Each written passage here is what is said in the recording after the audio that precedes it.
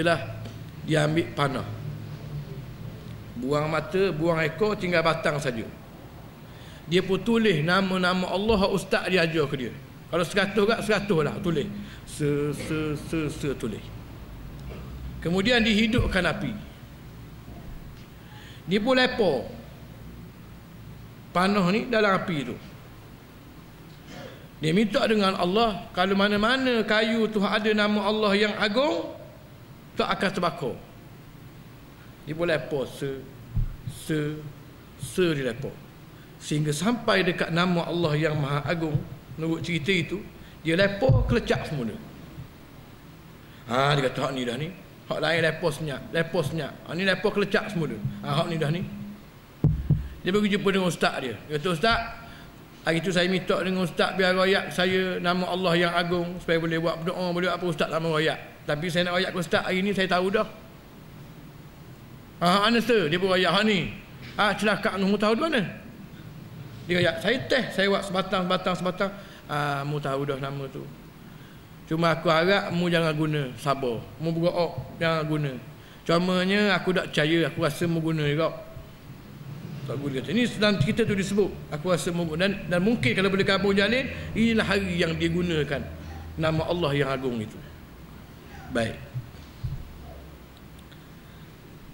Budak ini dia lempar batu pada singa itu dan dia nak tahu yang mana yang lebih Allah Ta'ala sukai, ilmu tok guru dia ataupun ilmu sihir ini. Bukan kerana dia tak percaya apa yang tok guru dia, ustaz dia ajar. Bukan kerana itu. Tapi kerana dia nak mencari ketenangan. Seperti dilakukan oleh Nabi Ibrahim AS. Allah Ta'ala menceritakan dalam Al-Quran Nabi Ibrahim, wa idh qala Ibrahim rabbi arini kaifa tuhyil mauta. Nabi Ibrahim kata, ya Allah, tunjukkan pada saya bagaimana engkau menghidupkan yang telah mati. Tolong tunjuk saya. Selama ini saya bersarah pada orang, saya berlawan dengan Namrus. Saya kata Tuhanku menghidupkan yang sudah mati, mematikan yang sudah hidup. Ada berlawan dengan Namrud.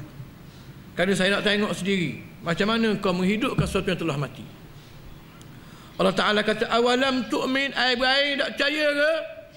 Saya suruh tunjuk nah, tak percaya ke? Qala bala, percaya. Habis ring percaya. Walakin liyatma'inna qalbi, tapi supaya hati saya tenang molek. Kerana saya tengok sendiri dah.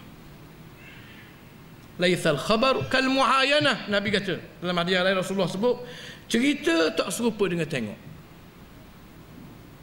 Cerita boleh cerita, tapi tengok lebih hebat lagi. Kalau cerita juga 100 ya, campur dengan tengok 200 lalu jadi. Dan saya semua ambil hadis ini untuk mengatakan betapa pentingnya orang Islam menjalankan aktiviti dakwah dengan sesuatu yang boleh dilihat, bukan sekadar didengar. Nabi sebut dalam hadis, al-khabar laisal khabar kal muayanah. Dengar tak serupa dengan tengok. Dan dakwah jenis tengok ni filem. Orang Islam kena buat filem. Ni wika penyanguk buat filem. Jadi kau punah. Hari ni pada hari ni kita ambil contoh Ultraman. Habis ring tipu Ultraman ni. Tapi dah budak percaya. Anak saya Ultraman mampu. Ultraman. Kerana ini dia dihidangkan dengan benda itu. Dan tidak ada alternatif. Kita dah kemukakan. Kalau ada katung kita pun dah orok. Dah apa jadi katung mana? Nampak murah je. Kalau cerita hero-hero kok, ngaruk juga hero. Tak ketengahkan hak kita. Sebab tidak ada untuk dia. Untuk dia ganti dengan Ultraman ini. Dan lain-lain. Sebab orang Islam kena ada. Kena buat filem. Kena jadi pengaruh filem. Dia tuan-tuan boleh buka, saya sebut dah hari tu boleh jadi tak kira di mana. Dalam internet, dalam YouTube ada musalsal Umar bin Al-Khattab. Kisah episod filem mahal, bukan filem murah. Kisah Sayyidina Umar. Yang agak kontroversi sikit hari tu sebab ada watak yang melakonkan Sayyidina Abu Bakar, Sayyidina Umar, Sayyidina Osman, semua ada belaka. Nak tolak Nabi dengan isteri-isteri Nabi. Ini dua tak ada. Hal lain semua ada. Cuma benda itu benda khilaf, bukan benda yang ijma'. Dan yang menjadi apa orang panggil penasihat utama cerita ini adalah di antaranya Dr. Yusuf Al-Qaradawi dan beberapa ulama besar yang lain. Dan cerita ini dialognya hampir 100% daripada buku sejarah. Tak ada yang ditambah oleh tukang skrip. Bila tuan-tuan tengok cerita itu, dan kalau tuan-tuan faham bahasa Arab khususnya, tak faham pun tak apa. Oh, hebat. Bukan bulu wama dah habis bulu naik. Kalau sedih sungguh. Memang hidup cerita itu. Dengan propnya, alat-alat yang digunakan, memang hebat cerita itu. Ini satu contoh yang boleh menjadi salah satu alat dakwah untuk dikemukakan pada tengah masyarakat hari ini. Rasa tunjuk lebar dalam masalah ini.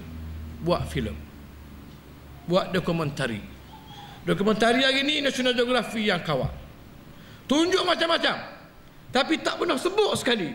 Tuan-tuan semua sekali, hak saya tunjuk tadi, inilah buktinya adanya Allah tak aja. Habis sekat comel je, sekat hebat je, sekat pelik je, langsung tak dikaitkan dengan pencipta.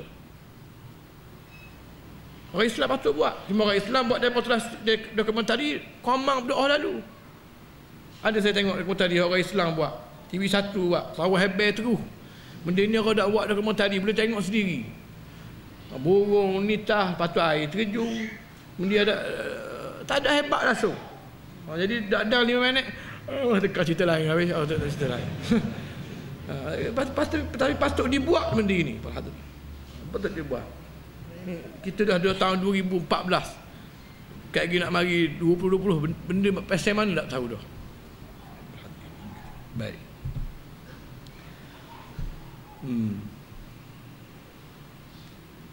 Waramaha faqatalaha wa madannas. Budak tu pun ambil batu, rak lepo, kena apa nama singa tadi, mapuh singa. Dan bila mapuh, orang boleh lalu. Budak ni automatik naik nama. Orang akan tunjuk, dia ni. Dan Islam memang dia nak sangat benda ni. Kayak dia akan royak. طرح الغلام نفسه أمام الناس كداعية بهذه الخدمة الاجتماعية. Pertama, coba tengok bagaimana budak ini mengetengahkan ajaran yang dia percaya yang baru dia dapat itu. Dia ketengahkannya dengan buat kerja khidmat masyarakat. Nampak?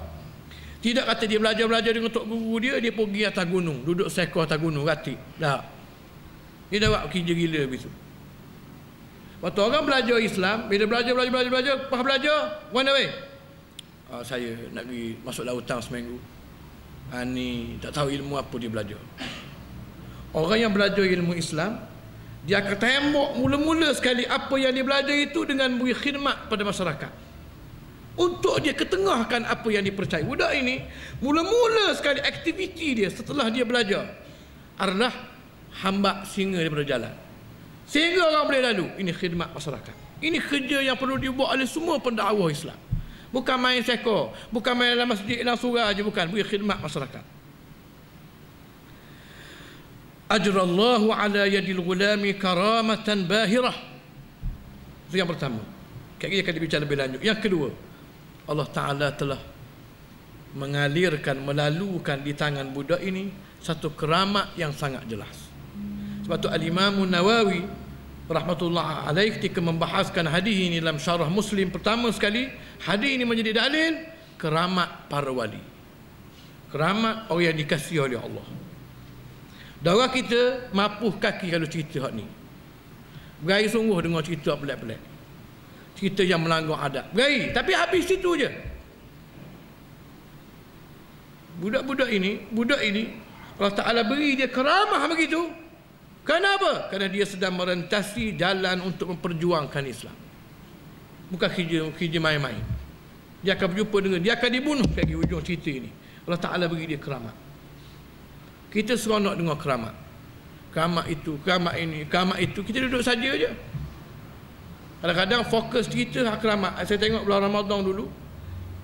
Dia kisah cerita Syekh Abdul Qadir Jilani rahmatullah alaih. Kisah hanya berkisah pada tokak terbang lah. Berlego begitu.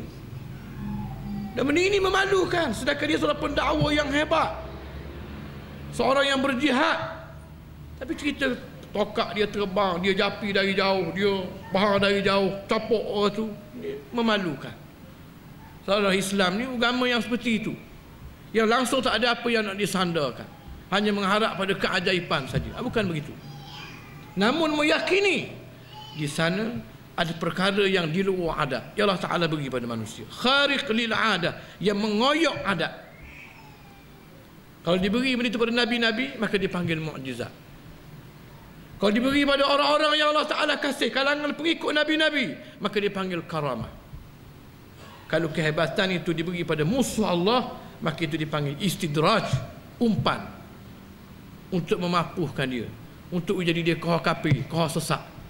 Maka Allah Ta'ala umpan dia begitu. Dan ini berlaku sungguh.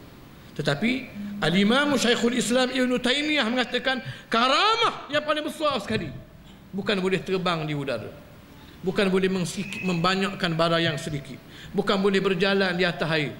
Karamah paling besar sekali apa dia? Husnul khatimah, mati di atas Islam. Ini karamah yang tidak ada tolak banding. Berapa ramai orang yang boleh berjalan di udara, boleh terbang di udara, hujungnya mati kafir, tak ada nilai langsung boleh berjalan di udara dulu. Ada orang hidup miskin, papa kedana, dimusuhi, dibenci, kena jail. Dalam cerita ini Ashabul Ukhdud kena bakar. Wa dzalikal fawzul azim. Kayak hujung cerita ini orang sebutir kampung ni kena bakar habis.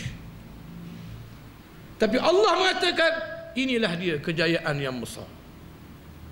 Kalau orang itu jenis maddi, materialistik, dia kata menang apa kena bakar, sekampung kena bakar habis, menang apa?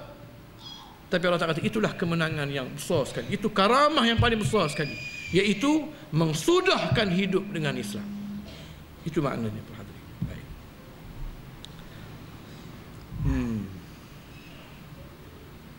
Fa akhbara ar-rahiba bidzalika faqala ay bunayya anta afdalu minni. Sudah dia bunuh singa tu for the first time. Bunuh singa pula pakai batu je. Singa mana boleh bunuh dengan batu aja teratai. Kan? Pergi zoo Mak Said, ada singa zoo ni? Ada? Ada singa? Oh, didukung itu je ada gambar. Baik. Jadi terang minta masuk sekali depa batu tengok, tinggal batu ke tinggal kita. Kan? Tapi ini adalah karamah Allah Ta'ala beri. Dan berlaku pada sahabat Nabi. Pernah berlaku di Madinah, masuk seekor singa. Singa pada pasir ni mudah ceritanya, kalau dia start masuk kampung tu makna lapar biring lah tu. Nampak semua lauk belaka. Masuk, orang lari habis. Abdullah bin Abbas radhiyallahu anhu ada lari. Kata ustaz, singa. Dia takut nampak singa. Dia pergi kat singa tu. Orang kampung sana berhenti tengok. Ai mana pula Ustaz Ibn Abbas cari mati ke pergi kat singa tu. Dia sampai kat singa tu dah agak, dia pun bisik ke singa tu. Sudah bisik, singa tu pun sembah. Orang pun tanya, kata ustaz, berani ustaz, dia kata main dengan singa. Ustaz lah, kita Ibn Abbas ni bapa ustaz lah. Dia kata siapa dia takut ke Allah saja, semua benda takut ke dia. Lepas tu ustaz bisik apa ke dia? Saya kata ni bandar Rasulullah, yang buat erti bahasa sikit. Dia balik ada. Ni bandar Madinatul Rasul, ni bandar Nabi ni, buat erti sikit. FRU je dak erti. Singa erti. Padahal singa backing ada FRU lagi, tapi erti. Dan sebut Rasulullah, baik-baik sendah. Ni sampai dalam masjid masuk kasut-kasut ni buat malu ke singa je. Kita jangan buat kerja gitu. Kalau kita berani sungguh, silalah. Maknanya Ibnu Abbas ni dia takut Allah saja, tak peduli ke orang lain. Kita ni ke Allah pun takut, ke UMNO pun takut, ke JKK pun takut. Dah sebab pasal. Baik. Bukan kalau kita boleh takut jadi takut sebegitu sungguh, insya-Allah Allah Taala akan beri. Memang betul. Sebab semua makhluk berada di tangan Allah. Allah yang urus dia. Nak makan ke, nak sambal ke, nak Allah belaka. Baik. Lalu budak ni balik kata, Ustaz weh, hari ni jadi hari ni weh. Di kampung Ketok Guru dia. Mana? Saya berlepas ngebatu je singa, mapuh singa. Di mana? Dia cerita tak guru dia. Tak ada tu. Jalan tu. Orang nak lalu tak boleh. Saya pun kalau dengan batu. Mapuh singa. Orang lalu habis. Dia orang tengok ah. Orang tengok ah. Tak guru dia kata lalu. Ai bunayya anta afdalu minni. Hai anakku, hari ni mu telah naik setakat lebih daripada aku. Ni bisa tak guru ni. Kenapa? Kerana aku sama ke ni reti agama dulu padamu. Cuma aku sekat makan kemah aku je. Gatik lah kemah je. Dia tu bik luar. Mu atau bik luar dah. Sampai agama ini yang aku susuk lama dah aku susuk, tak ada orang tahu. Melalui mu hari ni, kalau tidak serma kak, suku dah orang kampung tahu dah. Ada agama baru, ada ajaran baru. Maka mu lebih dah hari ni. Untuk menunjukkan sebab dia main seka Islam ni, dia akan serupa dengan orang yang main ramah. Ad-dalu ila khair kafa'ili. Orang yang tunjuk kebaikan kepada orang lain, maka dia serupa dengan orang yang buat kebaikan. Maka budak ini lebih setakat lebih dari segi gerak kerja.